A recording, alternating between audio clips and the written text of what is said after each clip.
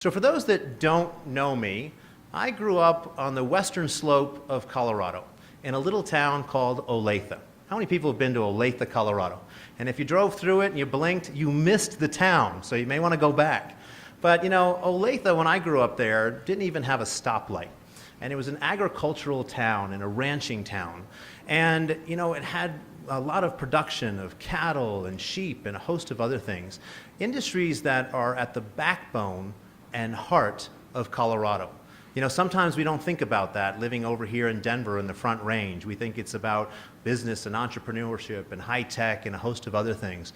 But Colorado has some phenomenal statistics in what it creates in value in agriculture and ranching for the entire country and frankly the world. And we should remember those roots at the end of the day. You know, in high school, I got to be an FFA, Future Farmers of America. And at Future Farmers of America, I got to judge cattle and I showed animals for 4-H and FFA at the county fair. And that's how I made money as a kid, showing hogs and sheep and other things like that. And so those things are literally in my blood as a person. And so I went up to CU Boulder, and my first job at CU Boulder was shoveling horse stalls, because I didn't know anything different. That's where I come from. Those are my roots. And that was just a great experience. But all through that time, I've always loved the rodeo. To me, it's a slice of Americana. And so how many of you have been to the National Western Stock Show?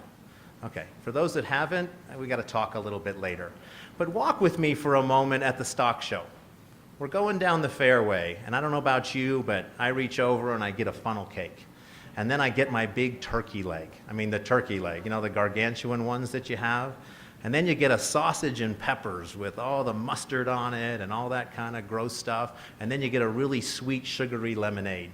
And then you go in and you get to see all these people showing their animals and their, you know, wares, whatever they may be, their products and services.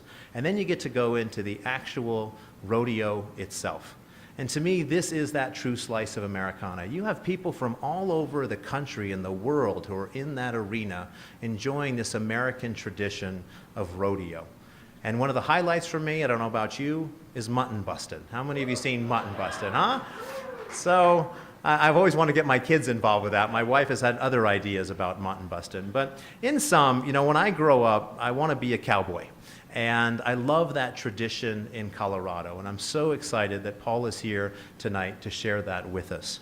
So for those that don't know Paul, he's the president and CEO of the National Western, as I stated. But it's the National Western, I don't know if you know, is a 16-day event that contributes over $100 million to our economy every single year. It's considered the Super Bowl of rodeo and stock show events. You didn't know that, did you? You have a Super Bowl right here in Denver every single year. And again, it draws people from all over the world. But here's something you might not know. It's a 501c3. And this entire complex is about ready to go through a major transformation. The voters put in place a $1.2 billion transformation of this complex. Paul is sitting at the spot that he's planting the seeds of what it's going to look like for the next 100 years. In fact, he's negotiating the contract with the city and county of Denver for the next 100 years. And it's going to be interesting to see what that impact will look like. But what I like about Paul as well is not only does he have a heart and roots in agriculture and ranching in Colorado, but he's been involved on the business side as well. He used to be one of the head people at Kroenke Sports. So things like the Pepsi Center and the Commerce City Park, Dick's Sporting Goods Park, these were all projects that were built under his leadership. And so he brings tremendous value and capability to the table with that. So with that, let's welcome Mr. Andrews to the front.